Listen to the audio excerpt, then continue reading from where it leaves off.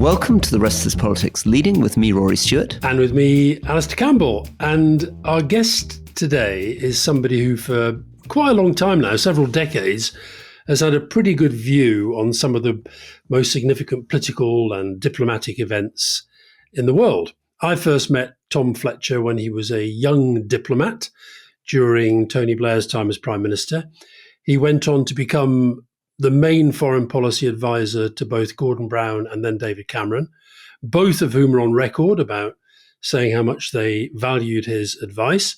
And then, still in his 30s, he became an ambassador to Lebanon. He's an author of fiction and non-fiction. He's something of an innovator in ideas about what diplomacy should be in the modern age. He's also run an Oxford College. But a few months ago, he was kind of tapped up and pulled out of his semi-retirement and urged to go back into diplomacy. So he's now the United Nations Under Secretary General for Humanitarian Affairs and Emergency Relief Coordinator. And he's joining us today from Ukraine. So Tom, thank you very much indeed for being here. Thank you, Alastair, and hi, Rory, too. It's great to be on. I'm an avid listener to the show, and it's good to join you from Kyiv. So Tom, you have had this extraordinary job in the United Nations in charge of all humanitarian affairs for just 6 weeks.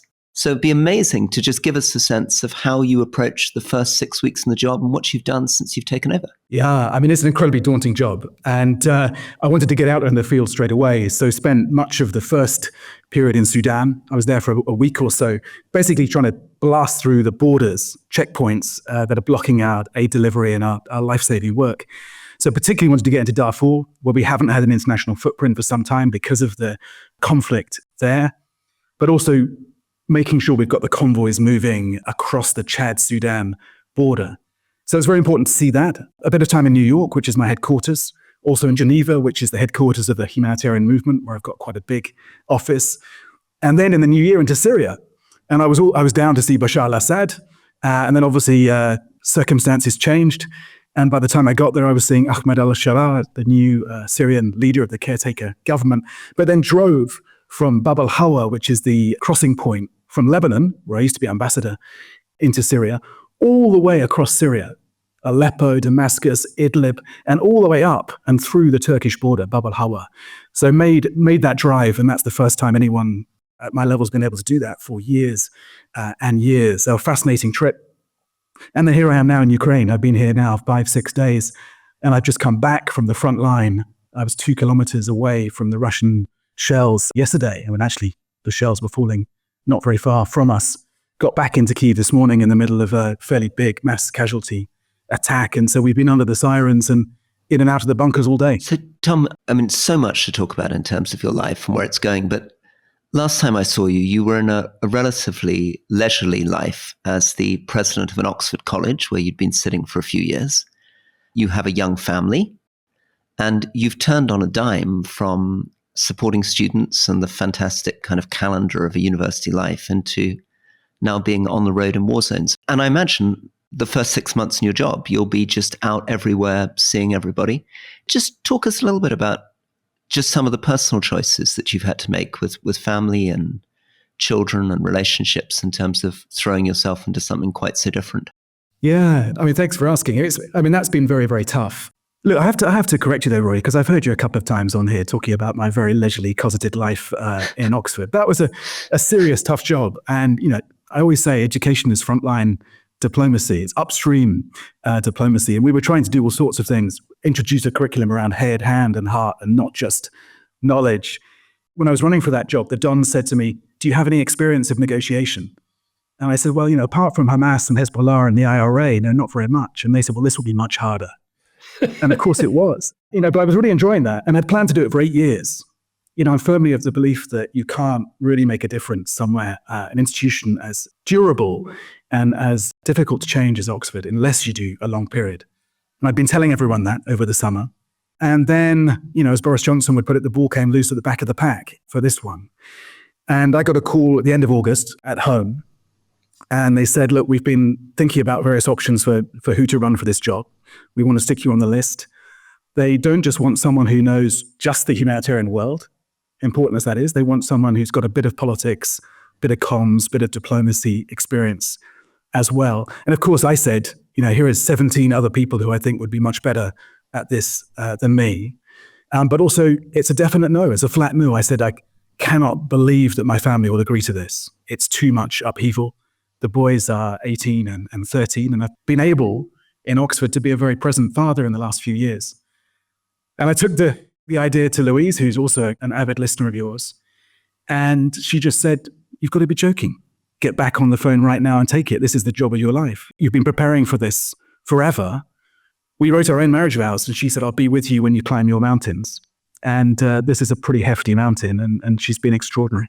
You may have listened to the one recently, Tom, when we talked about you getting this job, and Rory said it's the job that he would have liked. So that's probably why he's asking you about all these choices. He wanted you to say it's an absolute nightmare. I wish I hadn't taken it. I think my marriage and family are going to fall apart. But you seem to be handling it pretty well. Can I just ask you, what was there in your background, do you think, that made you become what you've become? Because you're not as, when I first met you, I wouldn't have put you down as kind of traditional Foreign Office. Interesting. I'm curious as to why you'd think that. I always look at the school that people go to. So I didn't go to a classic Foreign Office school, but to be honest, I mean, that's a bit of a myth, as you know, that we're surrounded by sort of Tarquins and double-barreled names and posh elitist schools. No offense, Rory. The world's not like that anymore. The Foreign Office hasn't been like that. It has changed a lot. But no, I suppose I always wanted to get overseas. I mean, like both of you, I'm fascinated by the world out there, and I think we need to have a worldview formed by actually seeing the world. I'm curious about other cultures. I'm interested in this grey area where coexistence happens and where cultures and ideas interact. So I guess that was what really drove me to the Foreign Office. Look, I didn't know what I wanted to do when I was at university. I'd been a bit of a failure. I'd failed to get into Oxford. Over time, I'd been a failed teacher in the Middle East. I was a failed boxer early in my diplomatic career. I had a boxing match in Kenya, and my opponent's motto was Fletcher goes home on a stretcher, which is pretty much what happened. I was a failed door-to-door salesman. So I tried various things before falling into the Foreign Office, and I found that diplomacy was something I loved. But for me, diplomacy is bigger than the kind of maps and chaps perception. It's bigger than the protocol and the flags and the etiquette. It's about that human connection, what we call the last 3 feet between people. And, you can divide the world right now into people who think that the answer to the 21st century is to build a bigger wall, and those of us who believe in coexistence. And the conversations you have on the pod are mainly with people who believe in coexistence and are trying to reach across difference and find ways to rub along. Tom, you've written a great book called The Naked Diplomat. And in it, you locate yourself in 2016, the time of the Brexit referendum and Donald Trump being elected for the first time. And you try to ask yourself how we got there. And can you just give us your vision of what's happened since, I guess, 1989 or wherever you want to start it, and how we end up with 2016 and 2025, and how you saw that unravel as a working diplomat? Yeah, it's a great question. I mean, look, as you guys aren't shy about promoting books on the podcast, so I will just note I've written 4 great books, including 2 great novels about diplomatic life. They only got published because I gave you a great agent. You're revealing the behind-the-scenes secrets of our world there, Alastair, but you did absolutely got with the best agent in the game. And, I owe everything in my literary career to the great Ed Victor. Can we get off this smug self-congratulation and on to the nature of the collapse of the universe? Perish the thought that we'd have any smug self-congratulation on here. Look, you're right to ask it, Rory, and I think you guys have been right in diagnosing that for our generation of people who care about foreign policy, international relations, liberal democracy, that 1989 moment, I was 14, Berlin Wall comes down, that image goes viral long before Instagram, campaign for end of apartheid going viral long before Twitter, Tank Man in Tiananmen Square going viral. They marked us, that Napoleon line that you can take him out at 20 and, you'll understand his worldview. You take me at 14, and I did think history had ended. I scoffed at it in my undergraduate history essays. But this sense that the world in 2024 would look more like Sweden and less like North Korea is in the background of my diplomatic life and almost every politician and leader who I worked closely with. And that defined my worldview. And yet, here we are. And I think that did start to crumble. I think that chapter ends 2016. 1989 to 2016 is a chapter in the book. And it ends with, let's not be parochial about Brexit. It ends really with Donald Trump. It ends with Vladimir Putin, and that sense that suddenly this worldview is under deliberate, sustained attack, and that we've come now into a period when I think the great trends are the rise of distrust, the rise of inequality, and then the rise of tech. And somehow all of us have got to work out, and this goes for my role now, leading the humanitarian movement. Am I gaining or losing trust for what we're doing? Am I really dealing with the causes of inequality and not adding to them? And am I using the tech, or am I being used by it? And I think we should run those tests over everything we do. If I was like a MAGA person listening to what you just said, even though you're a pretty skilled diplomat, I could have heard you basically saying that Donald Trump is a big part of what's gone wrong in the world. I mean, look, during Trump in office first time round, I was pretty unrestrained at that stage. And I said that he was a man setting out to prove his critics right, and that the US had become a kind of country that used to try to fix, and that he'd created a vacancy for leader of the free world. And I was worried about the international system being orphaned by the absence of American leadership at a time when it was also being vandalized, including by Security Council members. So at the time, I was pretty forthright. Now, when I ran for this job, I did say to the Secretary General, I've said some pretty spicy things in the past. Is that going to be a problem? And he said, well, let's see what you say in the job. And here, actually, in some ways, it's easier than being a British diplomat because I can be forthright. I can speak truth to power, because I have to be completely fiercely independent as a humanitarian. I have to call time on this age of impunity and age of indifference. And that means being critical of the Donald Trump administration, where we feel it's crossing a line and where it's not protecting civilians, for example, in conflict, but also being critical of the UK, of Russia, of China, and of the governments that I'm visiting. Tom, can I come in on this? And one of the things that is worrying is that as America seems to be retreating a little bit more from international systems. We've now had Ron Paul and Elon Musk, for example, saying that they're interested in cutting all international development aid, which presumably would be catastrophic for responses in places like Sudan. There's also a sense potentially that Europe and the UK and others are slightly withdrawing from the world, which wouldn't have been true in the 1990s. They're not really filling the gap. It's not as though Europe and the UK are saying, we're going to step in Syria, we'll step in Sudan, we'll step in Ukraine in the absence of the US. Is that something that also is concerning you? Absolutely. And I've just been in Washington and was thinking with the NGOs there and with friends on the Hill and some people who are going into the new administration, how do we reframe the argument for international solidarity? Not just for the UN system, because none of us are really in the market at the moment for defending institutions and hierarchies. It's got to be for the values that underpin the UN system. We're at the moment, we're already underfunded, overstretched, and literally under attack. Last year was the most deadly year to be a humanitarian since records began. 300 colleagues. I lost a colleague yesterday in Jenin. So this is a really tough time to be a humanitarian. And it's about to get even tougher because it's not just a system, it is those values which are under sustained and deliberate attack. The rules of war have been taken for granted, really, certainly for all of our working lives, but really since the Second World War. We've had this scaffolding that protected us, even in times of conflict. And now those rules of war are being questioned alongside the role of humanitarians. My job is to effectively drive the ambulance that goes towards the war to try and help the survivors. Now we've been asked to turn that into a fire engine that actually puts the fires out. But it's a fire engine with no water in the tank because we don't have the funding. It's a fire engine that's being fired at, literally. My convoys going into Gaza are being shot up as they go in. And it's a fire engine that actually is without a driver because we're in a driverless world right now. So it's got much, much harder. And you're right that we shouldn't just talk about this in terms of the American administration. And I'm thinking about ways to make the argument afresh for why the work that we can do overseas to deal with conflicts at source is actually in the interests even of a more inward-looking America. But also make the case that if you don't lead, guys, someone else is going to step into that vacuum and you're not going to like that. So if you're a big man leader in this world of big man leaders, then show us some leadership. Get out there and engage with the world. But you're right. It's not just in America. We are losing support across Europe and beyond as more skeptical, more nationalist, more inward-looking, introverted governments come to power. The UK has cut its aid budget in recent years and pretty much set up a circular firing squad for much of the last decade as it looked inwards. many European governments. I'm heading to Germany and to Sweden in the coming weeks to talk to them about their aid budgets, but there are real cuts coming our way. So in response, and sorry, this is a long answer, we have to be clear about what we're here for. I'm here to save lives. Now that sounds grandiose, I know, but that's the job. That's what it says on the tin. We have to be absolutely clear about that. We also have to get better at delivering.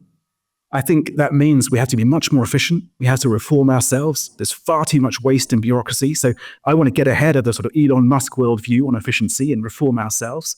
We've got to devolve power to those we serve and listen to those we serve.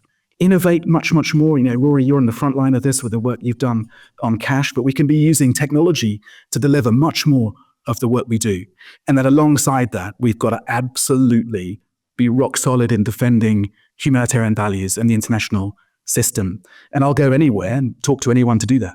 Tom, is there a risk that the United Nations as an institution has outlived its time and that something else has to emerge? Because institutionally, the way that it's set up with the big five, with the power of veto, and with the fundamental divisions that now exist within that five, is there a danger that that is no longer ever going to be able to meet the sort of challenges that you're talking about and something new has to emerge? There is that risk. And I think we have to take it head on and not pretend that things are working perfectly. The UN is flawed. It's imperfect. And believe me, from where I sit, I can see where it needs to change and the layers of bureaucracy and the struggle we have. My job is to coordinate the international humanitarian system. And, believe me, that is a struggle. But it's still the best idea we've had for global coexistence. I didn't see anyone come up with a better idea. It's a lubricant in the system, really, as countries and ideas rub up against each other.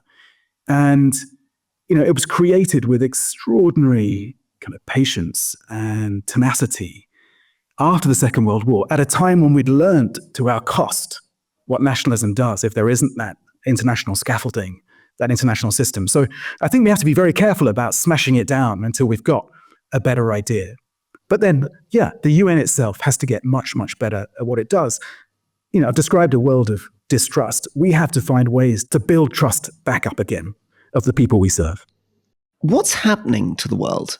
I mean, when your job was done by Sergio de Mello or by John Holmes, the world felt quite different. What's happened to the UN? I've just been reading an amazing book that you may have looked at by Tant Minute about his grandfather U Thant and this incredible moment in the 60s and early 70s in the UN. What's happened? What's made this job feel as though the job you've got is quite different to the job that Sergio de Mello had or John Holmes had going back 20 years? Yeah, so I don't think you can blame it all on the UN. In some ways, it's the splintering of the Security Council, and particularly the sort of great power standoff and the age of autocracy that you often correctly identify as a real challenge now. It's also this context we're working in. If you look around now, and I've just launched this big overview of humanitarian needs, these massive humanitarian needs. We've got to reach 300 million people now. And we're not going to do that. I've got to make brutal choices over whose lives we don't save. And we're aiming to save the lives of 190 million. But, that's 110 we're not going to reach, even if we're fully funded, which we won't be because we need 47 billion. So if you look at what's driving that need, why is that situation getting so bad? And yes, it's the failure of the international system. It's our failure to end conflict. The conflicts that I'm dealing with are much longer duration and much more intense. Look at Gaza, the intensity of the killing there. Palestinian civilians are being killed in Gaza 10 times the rate that Ukrainian civilians are being killed here. That is really staggering. It's also the fact that these conflicts, longer duration, more intense, are hooking up now with existing inequality. And you know better than I the way that inequality is stretching and the way we fail to mind that gap between the haves and the have-nots. So you've got that. And then on top of that, of course, you've got the climate crisis. And those three factors, climate, conflict, and inequality, I saw it. I flew over Chad. And you can see the way, literally looking out of the plane, you can see the way the climate crisis and poverty and conflict are hooking up and creating that perfect storm. And I think, by the way, one of the great trends, and Guy Vince's book is great on this, in the next sort of 10 years, is that we're entering a new era of climate-driven migration, which will dwarf anything that we've seen. And migration is the human story. Our ancestors were migrants and our descendants will be migrants. But Every degree of temperature rise, which we know is coming at us, will drive 1 billion people out of the area where humans have lived for millennia. And so I've been doing some work on the peace processes of the future, trying to get ahead of where those conflicts will be. And a lot of the conflicts will be between migrants and host communities as people are on the move. But also those peace processes include peace between the generations, between humans and the planet itself, between humans and big tech. And you've talked a lot about the dangers of Musk and others. And also ultimately between humans and the technology itself, between humans and artificial intelligence. That will be one of the great peace processes of the future. But Tom, as you're talking, I'm feeling two very strong surges going through me. One is it all feels overwhelming. And I wonder whether you do feel overwhelmed. I sometimes look at Antonio Guterres, the UN Secretary General, and he looks quite overwhelmed at times to me, and no wonder. And then the second thing that what you were saying there provokes in me is a kind of feeling of a lack of match-up between our political systems and our politics and the scale of the challenges that you're defining. You're a pretty optimistic, confident sort of guy, but do you feel optimistic about those challenges being met? I probably feel less idealistic than I did. Certainly when I was ambassador in Lebanon, I'd write these sort of very optimistic blogs about the future of the Middle East called things like Beirutopia and so on. I'm probably a bit less optimistic than that. And believe me, I mean, this job is hardening me up. I can feel it. I can feel it happening to me every day. You know, people keep telling me it's an impossible job. Actually, when I saw al-Sharaa, the new leader of Syria, the first thing he said to me is, I've read in your bio that you're doing the hardest job in the world. Well, now you're doing the second hardest job in the world. But it's right up there. So you look around the world. You know, Einstein said, we don't know how World War III will be fought, but World War IV will be fought with rocks. And I get to see the worst of humanity, the absolute worst. And I'm seeing it out on the front lines the last couple of days here in Ukraine and seeing, you know, meeting people escaping from that devastating war. But, and it's a big but, I also get to see the best of humanity as well. I get to see the people marching back towards the sound of gunfire in order to try to stop it. I see the emergency responders. I sit there with parents who are working to get their kids back into school in Sudan who have exactly the same concerns as we do. And look, you know, we'll evolve, we'll adapt. I think we'll find ways through. The Stone Age didn't end because we ran out of stones. And I do genuinely believe that my grandkids will live longer, happier lives than my grandparents. Now, that's a big bet, and it depends on us. And, you know, without getting back to the idealism again, you know, that Martin Luther King line about, you know, the arc of the moral universe does bend towards justice. But as Obama says, we have to work to bend it. And that's what I'm trying to do, is get out there and try to bend it. But yeah, there are times in the last 6 or 7 weeks when I have, I admit I've despaired. And, you know, you ask me how I cope. I'm starting therapy. I've not felt the need to have therapy before, but I'm spending a lot of time talking to people whose lives have been utterly ruined, and you can feel yourself absorbing that. And I don't want to get so hardened that I'm no longer hearing those stories. And I find that there are moments of real emotion. You know, we talked about the family, and when I get into the car on a Sunday night to get the plane back to New York or wherever I'm heading, you know, I find that the emotion gets overwhelming at those points. I can do the job when I'm out in the field, but there are moments in the car when it feels really daunting. But you draw strength. I talked to a lot of my predecessors, and they said, you draw strength from the people you serve. And they're absolutely right. You know, you just got to get out there and listen and listen and listen. And then you feel you don't have the luxury of pausing for too long. You know, that drives you on. At the risk of deepening this further, can you tell us a little bit about what you've seen in Sudan, what you've seen in Ukraine? Try to bring alive for listeners what the situation's actually like on the ground. So in Sudan, in Darfur, you know, I drove through these sort of charred ruins of the towns that we hadn't managed to get through for months. The most distressing thing there was the sexual violence. You know, the weaponization on a massive scale of sexual violence, and sitting with the women and hearing their stories, you know, being passed around these armed groups. You know, stories that, you know, I wouldn't want to mention even on your podcast, and utterly shocking. Then you get to Syria, you know, talking to one guy who'd gone back into Saidnada prison to try to find 14 relatives the day after the prison had been liberated. And you saw those pictures, people were breaking down the walls to try to get to loved ones. He hadn't found them, but he showed me a noose. He'd taken a noose out of that prison where so many people had been tortured. And he handed it to me and said, "This is my only connection, my physical connection to my brother." I don't know if he was hanged by this noose, but maybe he was. And if so, this is all I have left of him. These are tough stories to hear. And then yesterday, out there on the front line, wonderful old retired teacher, could have been one of my teachers, Tamara. And one day she went out for a walk, a shell hits her house, absolutely everything destroyed. And she's there in the reception center. We'd met her at the front line, got her in a van, driven her to a reception site, given her a blanket, put some warm food in her belly, started to help her recover documents, so she could start to rebuild her life. But in all these situations, the conversations you have, they can be very mundane. Often people talk to you about the same things that we'd be talking to each other on a cold water swim, Alastair.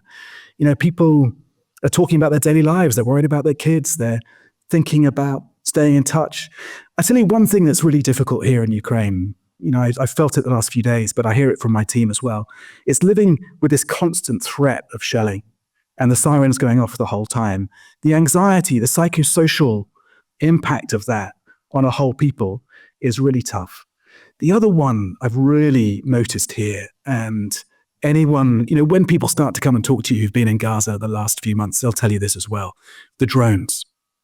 Every time a drone comes near our window or near one of the vehicles, we don't know if it's a friendly drone. We don't know if it's an offensive drone. We don't know if that's the drone that's going to take us out. And people are living with that all the time. And it's a reflection on how warfare has changed, that these drones are everywhere now. And it's quite terrifying to think that there is someone there watching you. People here are telling me, my staff, the drones come in their windows, fly around, and then leave again. That is utterly, utterly terrifying. I know you guys are critics of Elon Musk, but a few years ago, I was part of a letter that he and I wrote, 200 tech leaders wrote, saying we've got to have rules about the drones, these lethal autonomous weapons systems. We've got to find a way to regulate them.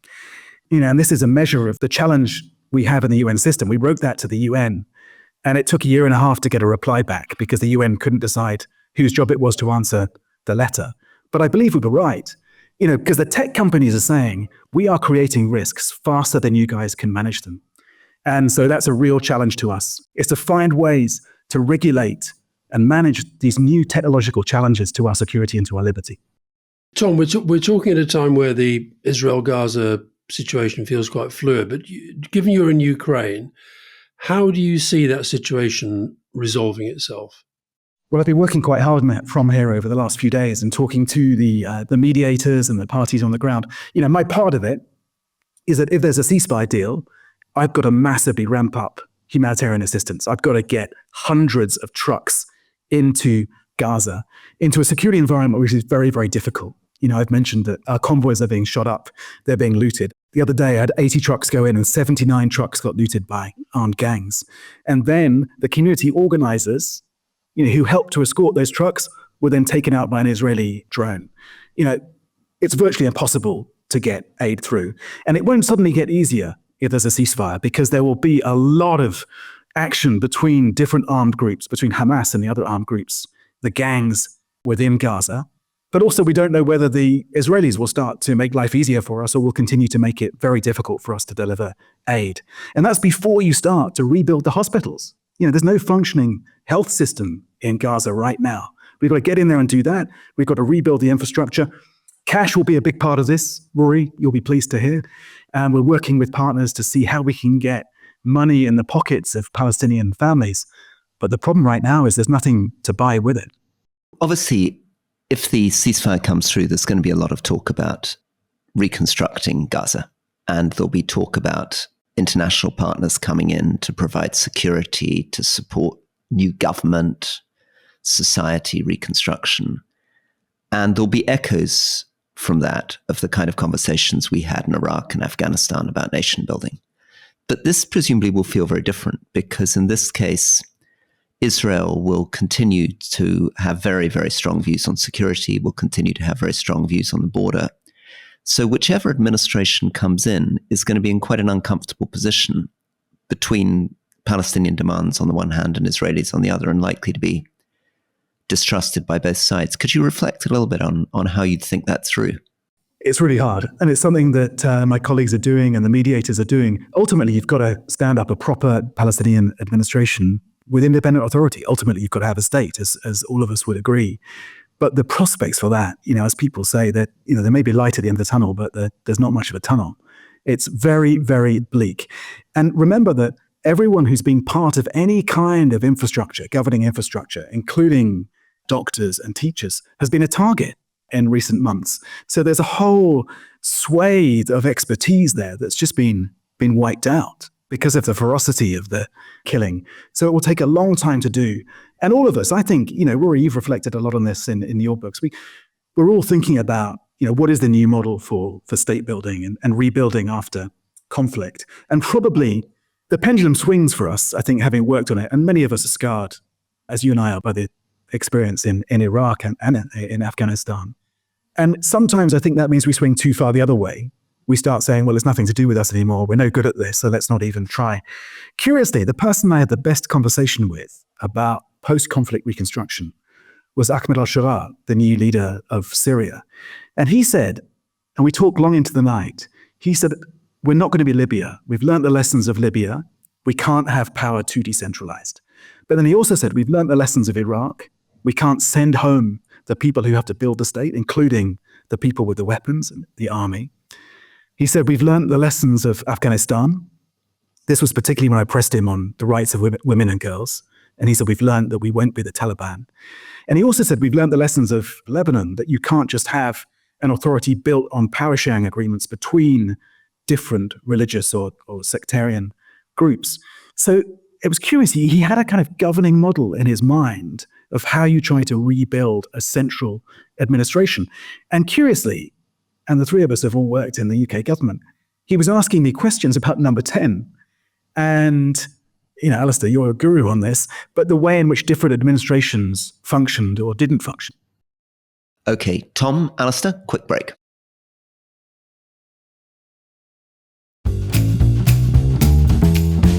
You mentioned number 10 there. You worked for 3 British prime ministers, in particular Gordon Brown and David Cameron.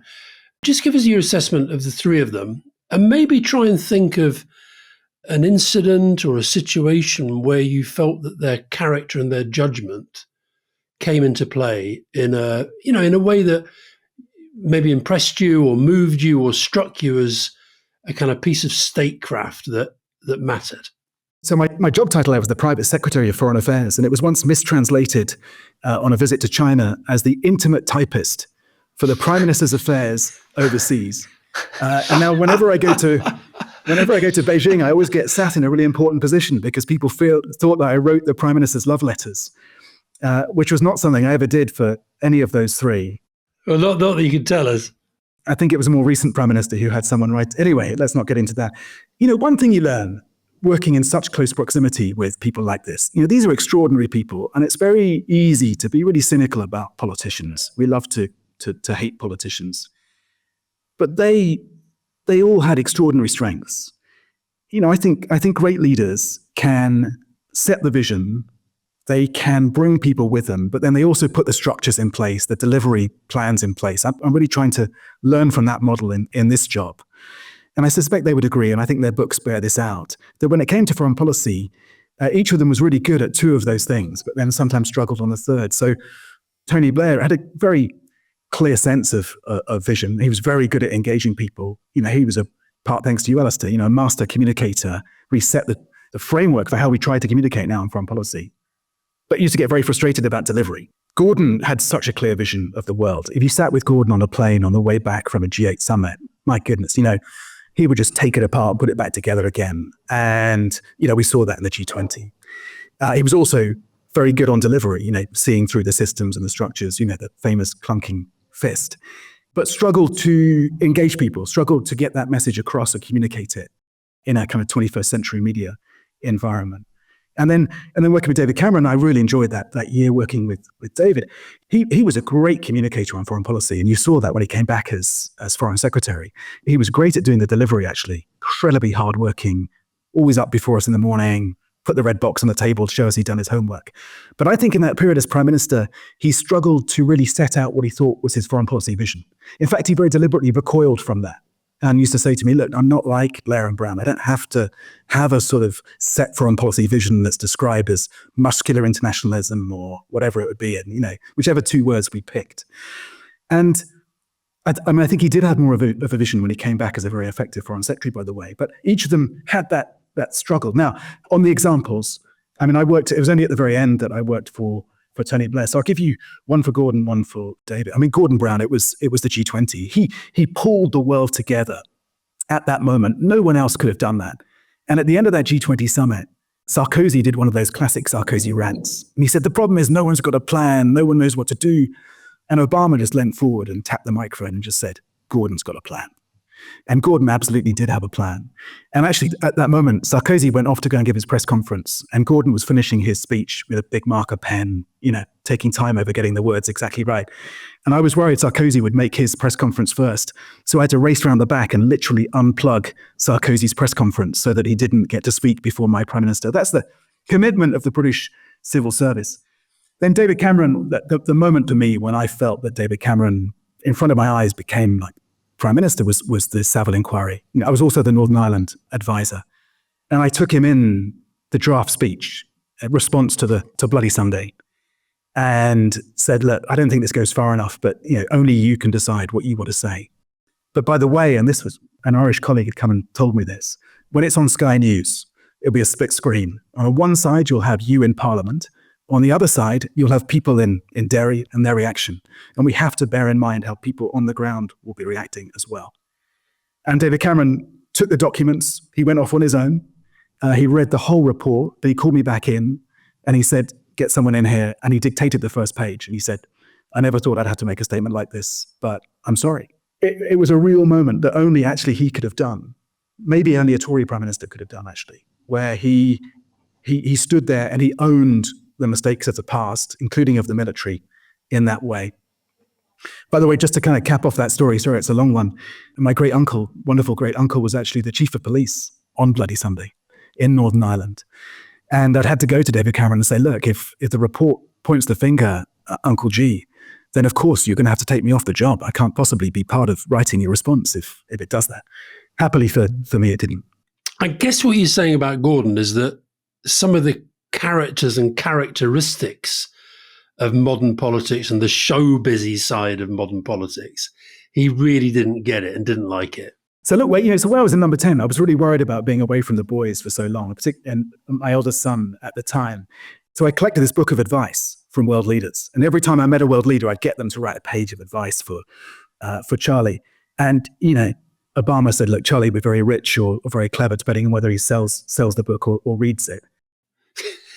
At one point, I was in the middle of the room and Berlusconi came across and wanted to sign this book. And of course, of all the world leaders, he was the last person I wanted to sign Charlie's book, because I'd had these two experiences with him, one with Gordon and one with David Cameron.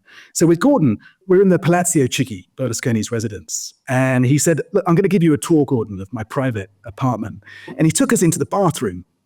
And he said, look, this is the two-way mirror. And this is the bath where I have baths with the girls. And there are probably two types of leaders in the world. There are leaders who would understand what Berlusconi was talking about and maybe even jump in the bath too. And then there are leaders like Gordon Brown who had no comprehension and was really wanting to get the subject back to fiscal rules. And Berlusconi started going off on this rant about how there was a two-way mirror and how he could sit on the other side and look through the mirror and see what's going on in the bath. And to this day, whenever I see Gordon, he'll say, what was Berlusconi talking about? He still to this day doesn't. He's completely perplexed by this horrific story from a world leader. And then after the election, and I was there through the transition, I did the Obama farewell call with Gordon, and then the Obama welcome call to David Cameron, for example. And I took David Cameron to his first G8 summit. And diplomacy is very theatrical. And so I said to David, look, you've got to do something to show you're the new guy. You're virile, you're strong, you're energetic. So we went for a swim in the Lake Muskoka, I think it was, in Canada. And then I put the word around the other world leaders. My guy, he swims in cold water. He's like an Alastair Campbell of world leadership. So when he got to the meeting, the other world leaders were, feeling his muscles and saying, it's so good to have a vigorous, energetic guy on the block. It's a bit like when you guys came in 97, Alastair, and With the you bike. had Blair on a bicycle. And On the bike, yeah. He won the race. Brilliant. Job done. I was sitting back thinking I've really delivered for my new boss. And then Berlusconi rocks up and he looks around the room and he sees them all sort of hanging on every word of this new, energetic young leader. And he's very jealous. And so he went away and came back with 8 photos, the G8 summit, 8 photos of himself, oiled up from head to toe in what I think we can describe in this podcast as a pair of very tight red budgie smugglers, and handed these photos out to the leaders of the free world. So you had this moment in the room where, Obama, Merkel, and the other, utterly speechless that Silvio Berlusconi would do this. Yeah. So Trump wasn't the first to have a slightly narcissistic tendency. Tom, in a lot of these stories, you come across as a very sort of quite wily and light-hearted and good-humoured. It's sort of surprisingly so for a more traditional diplomat. You've got a little sort of flair for kind of publicity and images and things. Have you ever at any time in your life been tempted to enter electoral politics? And if not, why not? Because I would have thought, unlike many diplomats, you have a lot of the skill set of a politician when you're telling us about budgie smugglers and cold water. I don't know if that's a compliment or an insult, but... he's got good hair as well, Rory. Good hair, yeah. That's good too. Very good hair. I don't think that works on a podcast. Look, I've always taken the job in front of me that looks most interesting at every time. And I've sometimes done zigs when I should have gone zag. And that's why, I left government when the expectation was I'd stay in. And now I've come back in to the UN when the expectation was I'd stay out. I do an exercise with my students where I get them all to write their CV, something every 21-year-old can do. And then I get them to walk 5 times around the park and then write their eulogy. What is it that people say about you at the end of your life? And people don't read out your CV and they don't read out your Wikipedia page or the list of jobs you've done. They ask, were you kind? Were you curious? Were you brave? Were you a good dad, good mum, good friend? And so I'm quite happy doing the job that's in front of me. And I've always... people have asked the question before, and I've always worried that it's such a demand. I mean, it's crazy for me to say this, having taken the job I'm doing now.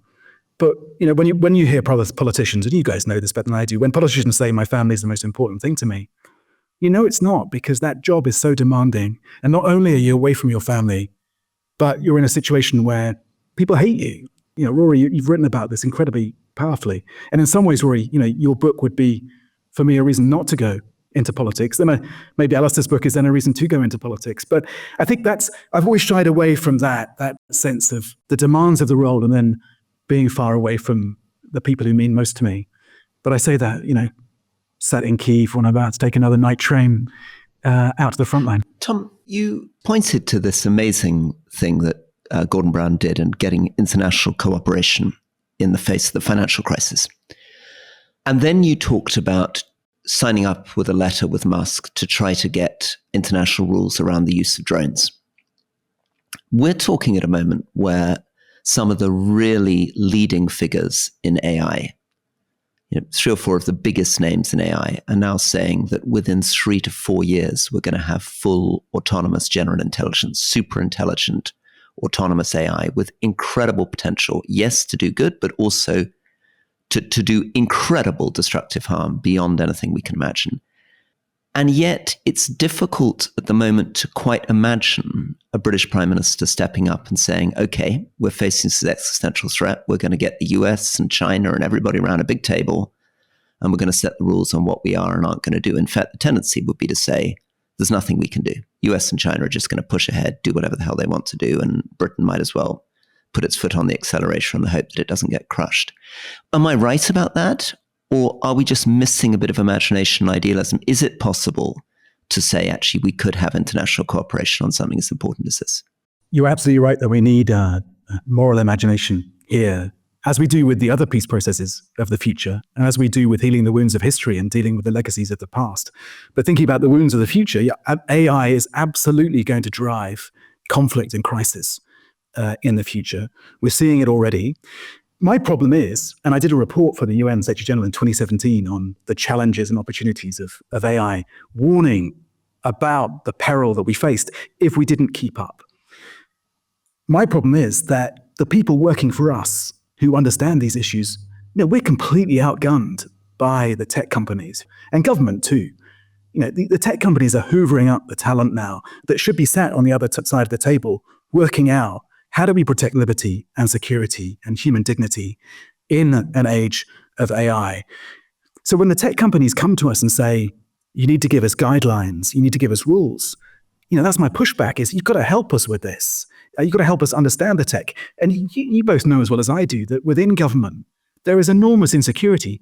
There aren't many people who can really tell you what's going on, who've really sat there in Silicon Valley and understood what AI will do, the way it's rewiring our brains. I spent a lot of time in California working on a curriculum for the future to basically educate kids to live in an age of AI. What it comes down to there, by the way, is that we've got to not bring up second-class robots, but bring up first-class humans. And too many young people are being educated, learning the wrong things in the wrong ways. We've got to teach them emotional intelligence. We've got to teach them that understanding of other humans, that understanding of difference, that ability. I used to say to my students, the ability to take off your own Instagram filter on the world and recognize that everyone has a different Instagram filter. Ultimately, that's how we coexist with AI, is developing those human skills. But in the meantime, to your question, we've got to get some of the smartest people in a room and work out how to do this. Now, I despair at times over that, but we've managed to do it with every other form of horrifically dangerous technology that's come at us over time.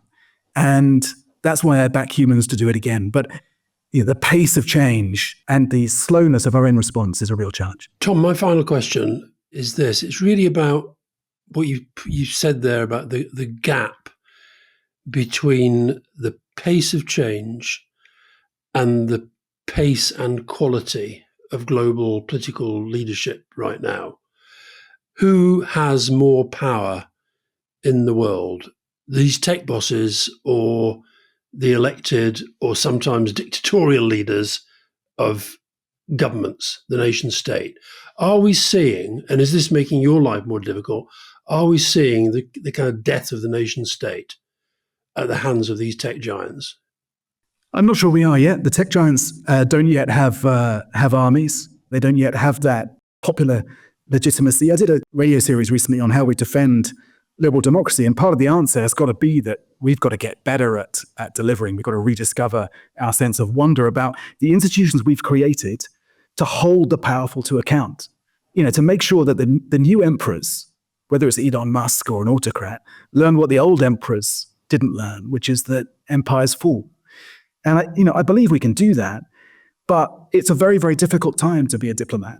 It's a difficult time to be working in diplomacy. Diplomacy is easier when you're a country on the rise and people take your call and when the systems work. It's much harder in a time of national introspection and when you don't have enemies that you can find on a map or that you can kind of characterize in a Bond film. But that's why we've got to evolve. And diplomacy, I've written it's Darwinian. It's always evolved. When the fax came along, someone said you can replace the Foreign Office with a fax. And, the Foreign Office is still there, just about, and the fax machine, not really anymore. When Palmerston first saw a telephone, he said, my God, it's the end of diplomacy, because suddenly leaders will just talk direct. And we found ways to adapt. But it ultimately comes down to what I said earlier.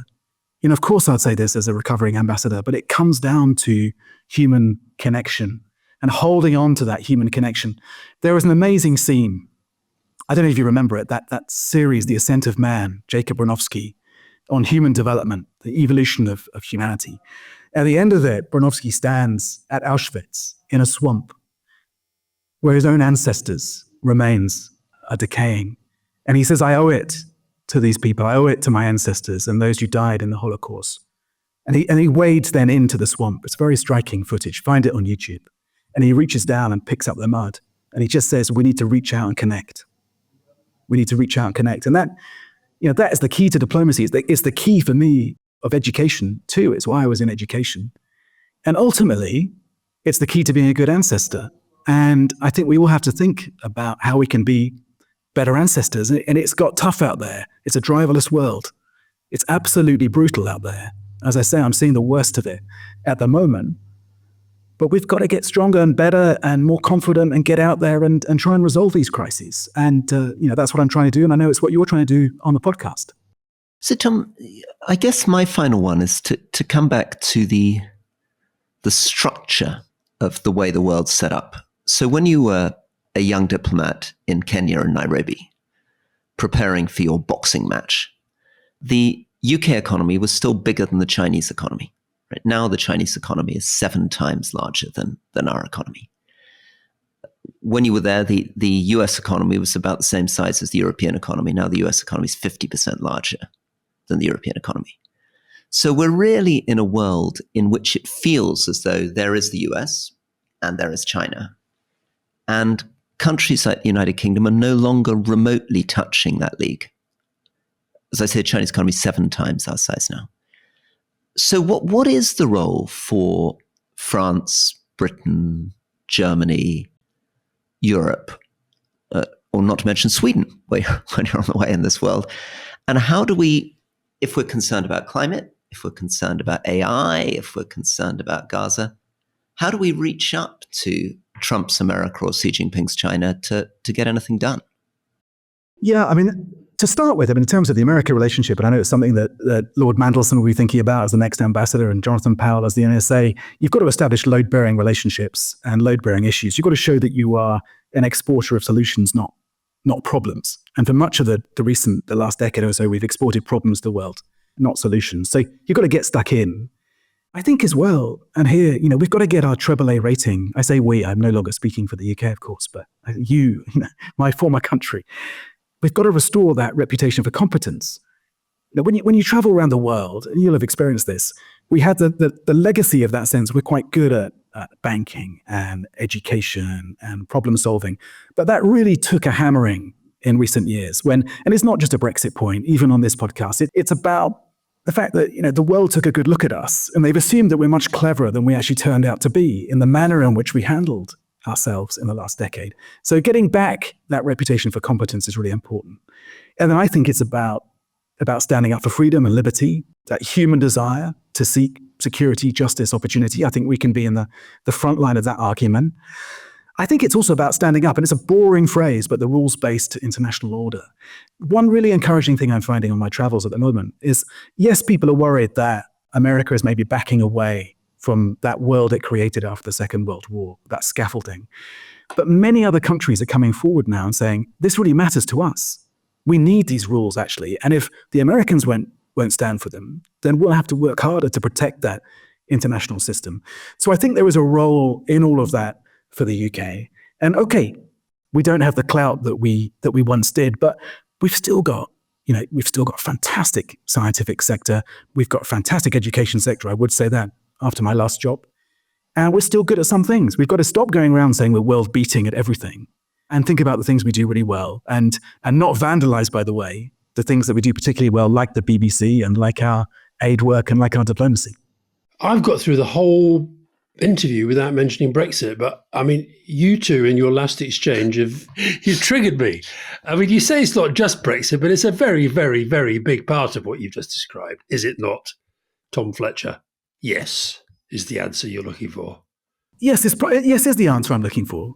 We don't have the clout that we did. We still have that Security Council membership, and even in a polarized Security Council, that's serious. We still have the strength of the armed forces. We've still got that soft power I described, but we're not playing the role we were able to play back when you and I were in number 10 together, where each day you'd be that bridge between Europe and America.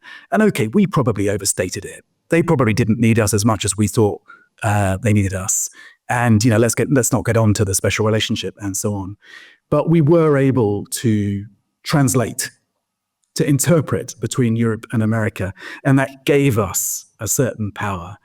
And that has gone, and we'll need to find different ways to influence in the world. But, I'm still optimistic. I don't want to be one of those diplomats who comes on, or former diplomats, recovering ambassadors who comes on and just says it's all hopeless. I don't think it's all hopeless. Tom, this was really wonderful. We're so grateful, and we could do this for hours. We need a promise from you that you're going to come back on the show in about a year's time and tell us how things are going. But we should let you get back to your very important work in Ukraine. And thank you so much for coming on. Thank you. Well, if I'm still going in a year's time, I will be thrilled to come back on. In the meantime, I'll carry on listening to you in the trouble spots around the world. See you soon. Bye-bye, Tom. Well, that was good. Liked it. I think people will like Tom. I think they will. I was interested, and he slightly slipped my question about whether he's going to be an elected politician. There's clearly part of him that's a little bit tempted in that direction. Yeah, it wasn't a no. That wasn't a no. No. I think he's rather a wonderful appointment, despite obviously my immense green-eyed envy that he's got the job that I want, because he's actually really, really good at sounding human and funny and outspoken rather than being so intimidated by this kind of big diplomatic job that he's become stiff. And it's actually better than many politicians that we've interviewed, really, in terms of being able to be quite relaxed and funny. Well, I said in the introduction that I first met him when he was quite a young diplomat, and the reason was he was in Paris, and we were in Paris, and I went for a run with him. Just he's got a kind of energy and a vibrancy, and what's really interesting as well is, Gordon Brown and David Cameron, very different sorts of people, but he got on very well with both, and both would say that he was a very, very important part of their team. And so I think he's got that sort of human touch as well. And I thought his analysis was interesting. I do worry about how that will affect him. And it's very interesting, he's sort of open. First time in my life, I feel I've got to go and get therapy because of all the stuff that he's seeing. I said about Guterres, every time I see Guterres, I just look at him and think, God, you are exhausted and you look a bit overwhelmed. And it's hard not to be in that job. Well, I think the thing we didn't maybe push him on, because we just get an answer that would make him uncomfortable and wouldn't really work for the audience, is that I think both you and I think that the United Nations, sadly, is profoundly broken. And that one of the things that will be really frustrating in that job is that it's a completely out of control bureaucracy. So he's called the coordinator. And he's dealing with these immense kind of independent feudal baronies, UNHCR, UNICEF, UNDP, the World Food Programme, billion-dollar organizations with their own bosses, frequently duplicating what they're doing. So he talked about cash programming. They all have their own independent cash systems with their own independent tech. They have scarcely concealed contempt for each other. And he's trying to bring them all together in one system. And that's before you get into the other thing, which is, does Trump care about the UN? Not really. What does China and Russia really think about the UN? Well, insofar as he does, he cares about it from a negative perspective. Also, that thing he said about, was it 100 trucks, 99 got mugged, hijacked? Yeah, absolutely unbelievable. And I think the other thing, again, maybe if we do talk to him again in a year's time, the risk of humanitarian work is although you are doing incredible work saving lives, you are, of course, at the kind of sticking plaster end of things, if you wanted to be brutal, which is that the causes of what he's looking at in Sudan, the causes of what he's looking at in Somalia are political, are conflict, are climate, and he's having to deal with the starving babies and the death downstream in a system where we're not really good anymore at getting upstream and trying to address the root causes if we ever knew how to do that. Well, my final point, I hope there are some of our younger listeners who thought, that sounds quite an interesting life, being a diplomat. He's had a very, very interesting career. And I think he's been brave. I think another thing that's interesting is that if he'd stayed in the Foreign Office, he would now be at least the Director General, if not on his way to being Permanent Secretary. He was doing very well. He was a real high flyer. He'd done all the right things. And then he suddenly chose randomly, very, very young, to leave and, go into writing and teaching. And now he's come back in again. So he's a real example to people of taking risk. And I think he believes the future's like that. I think one of the things he was communicating through his book and with his students is that they're not going to be in the same job for 40 years. And they need to learn how to roll, adapt, take opportunities. I'm very pleased. I think it's a wonderful appointment, and I think it's great that Guterres made that appointment. It's great that the Labour government got behind him, and I'm really pleased that he came on the show. Great. See you soon. See you soon. Bye-bye.